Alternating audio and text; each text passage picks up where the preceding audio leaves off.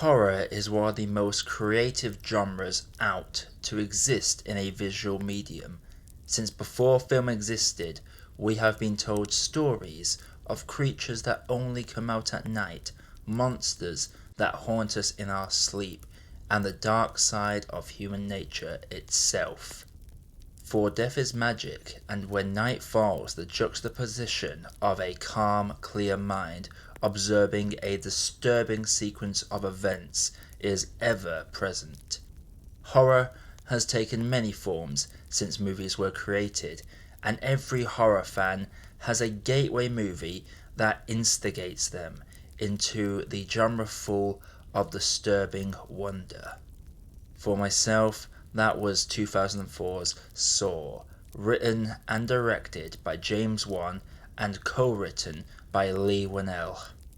The story follows two men who wake up in a bathroom chained by the ankles with no idea how or why they are there, until a voice on a tape recorder reveals they are in a game of life and death. They are in there for not appreciating the beauty of life. While this is not a perfect movie by any stretch of the imagination, it breathed new life into a genre that, at that point, had been so oversaturated with slasher movies that the biggest horror franchise prior to this releasing was the Scream franchise, a series dedicated to mocking itself and its many frustrating cliches. J-horror adaptations were also beginning to make the rounds, which gave some breathing room to the genre. But it so desperately needed a spark to break the campy laughing at itself tone that its original projects were doing at the time. Wan and Whannell breathed new life into the horror genre, and they would do so again many years later once the torture porn genre had begun to head in that campy, over-the-top route. Which brings me to the purpose of this video. Spiral from the Book of Saw is now out, and from the trailers seems to be trying something fresh with this Saw franchise, which has gotten frustratingly over the top. And whenever you would say you were a Saw fan, you were automatically judged to be a lover of torture porn. It seems many forgot that not only did this film help bring horror back into the mainstream, but also that in terms of gore and torture, it is almost non-existent. There is a genius in this film that it seems that many have forgotten, and I am here to help clarify a few things. So take a seat round this campfire, bring your marshmallows and your s'mores, and allow me to regale you in the forgotten genius of Saw. First, let's take a look at the origins of Saw. As was well documented, Wan and Whannell were two film students who, after leaving film school, wanted to make a film, but they could only afford a single location, and challenged themselves to make a film that only occurred in one room. Technically, they did exactly that, with the majority of the film taking place in the now infamous bathroom.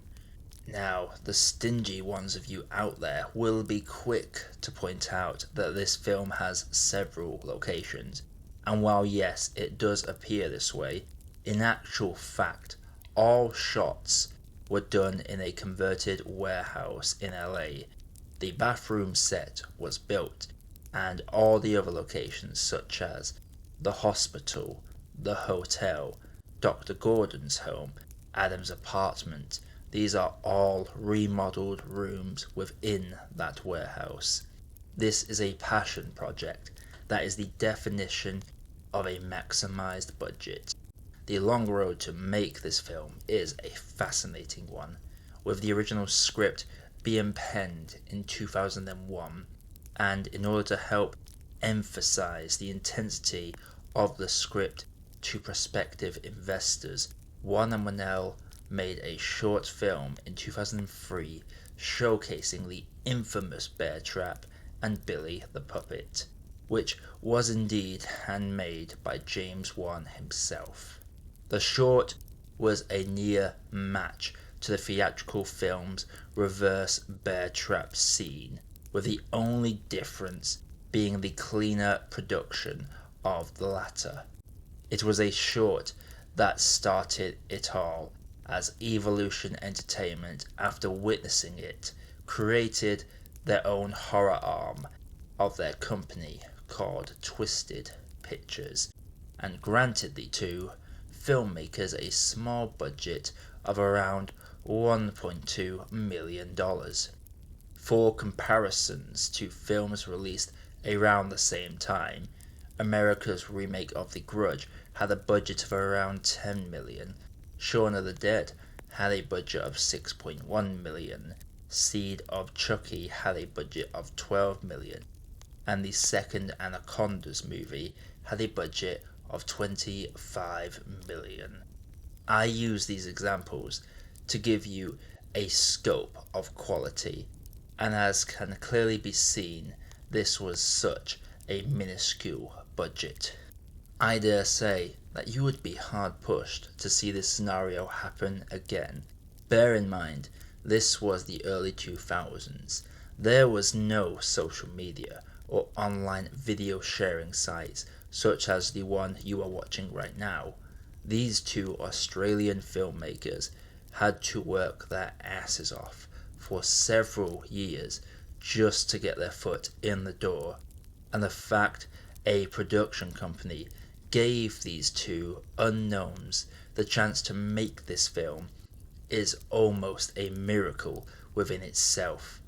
Thousands of film students dream of a chance like this, and it's a leap that I wish more studios would take in this modern world of cinema. These two filmmakers took the opportunity and ran with it, with the whole film being shot in a mere 18 days. Danny Glover, who was the most recognizable name within this, shot all his scenes in 2 days. Think of how many scenes he features in, and suddenly the gravitas of that achievement really takes hold. Anyone that has attempted to make a film, even a short one, will know exactly how much time it takes just to block out a scene, light everything, and get the cameras set up and rolling. Not even counting the time between takes and the time to do makeup. This is already a phenomenal feat. 1.2 million over 18 days. And this film went on to gross over 100 million worldwide, spawning a franchise that to this day still has new installments. Not bad for a couple of unknowns straight out of film school. Now onto the meat of the film, because that's what people wish to talk about. And the first thing I wish to address is that nasty little torture porn label that all Saw films are labelled with, and are mostly deserved. But this original movie, no. The definition I have found of this label is sadistic violence and torture being essential to the plot. And whilst you can 100% see some psychological torture featured, in terms of sadistic violence and gore, the original Saw has little to none. I argue that this is a more psychological horror movie with elements of mystery.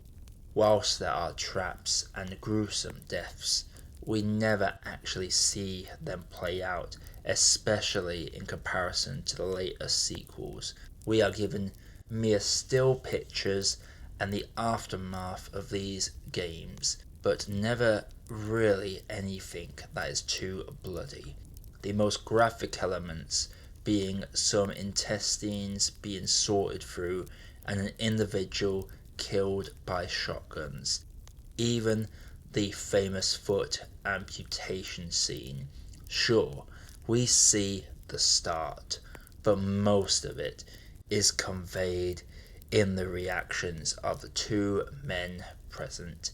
It is an age-old saying that what we can visualize in our mind will always be 1,000 times worse than what is presented. The film gives us a piece of the jigsaw, and we put the rest of the pieces together, creating an iconic horror movie moment that is more tame than you remember it to be.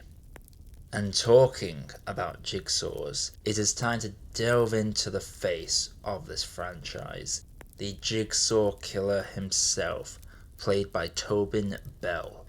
We all know about his ideology and reasoning, along with the hypocrisy that comes along with it. But at surface value, it is a clever idea. Saw changes the mold of supernatural slasher villains, campy human slashers, and vengeful supernatural spirits, and brings us a villain that in their own mind is a savior and a hero to those who do not appreciate life. And he takes no pleasure when his subjects almost always fail their trial. He is also not a killer.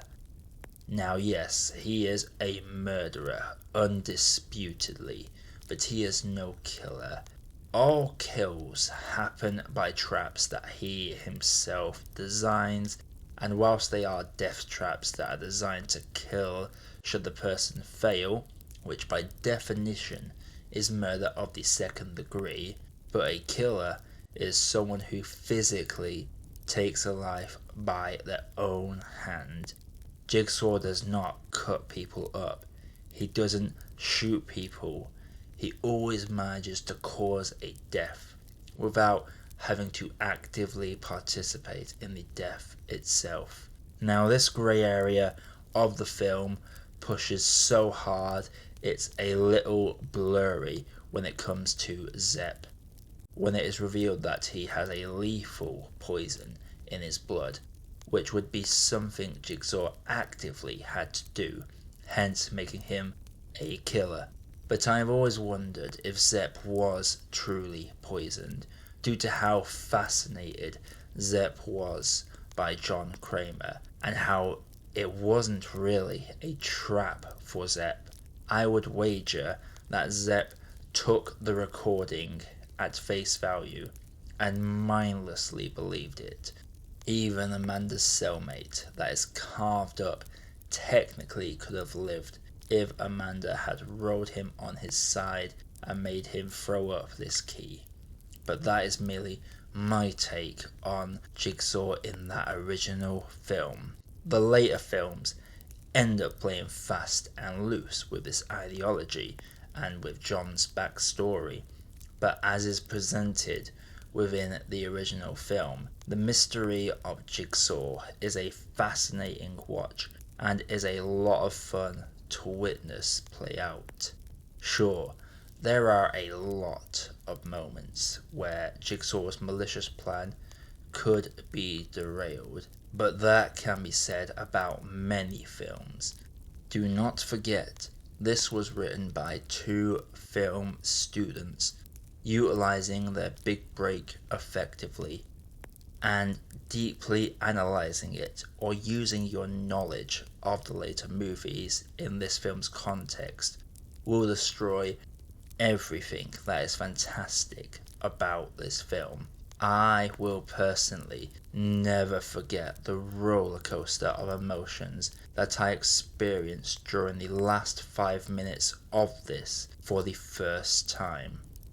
The brief moment of hope as our supposed antagonist is killed and Dr. Gordon crawls out of the bathroom to look for help before it is stripped away as Adam stumbles across the recorder and the first keys of Hello Zep begin to play for the first time, as the dead body of the revealed Jigsaw killer rises, I began to laugh hysterically, not because I found it amusing, but because I was merely blown away by how brilliant that reveal was, with the game over line solidifying this ending as one of my favourite endings of all time.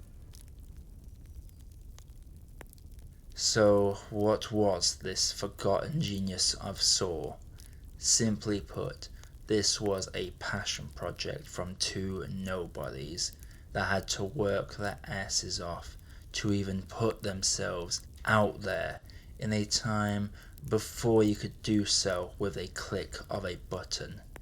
It is a film that brought us a good mystery in the form of a new kind of horror antagonist that had not been seen before. The labour of love on display and how they maximised the budget and constraints to give us a film that is both simple yet made to look as if it should have cost more. The impact of certain scenes making us as an audience remember it for being way more graphic than it truly is. There is a reason it brought in a new wave of horror and even hobbies. Escape rooms were never really a thing, and the death trap game master villain trope was never really seen before, yet is still prevalent even today, most recently used in Netflix's Alice in Borderland. This was a passion project in its truest form. Sure, the later films get way too convoluted and over the top graphically, and yes, it did birth the torture porn genre that produced a lot of garbage. But lest we forget who started the Conjuring franchise that breathed again new life into a horror genre that was fast growing stale. James friggin' Wan. Anyway, like and subscribe if you have enjoyed this content. This Death is Magic series is going to be my outlet for going deeper into my favourite horror movies than I would a standard review. If you would prefer these sorts of videos over reviews, then do let me know in the comments below. Until next time, my friends, stay safe and enjoy the twisted wonder that darkness and horror brings.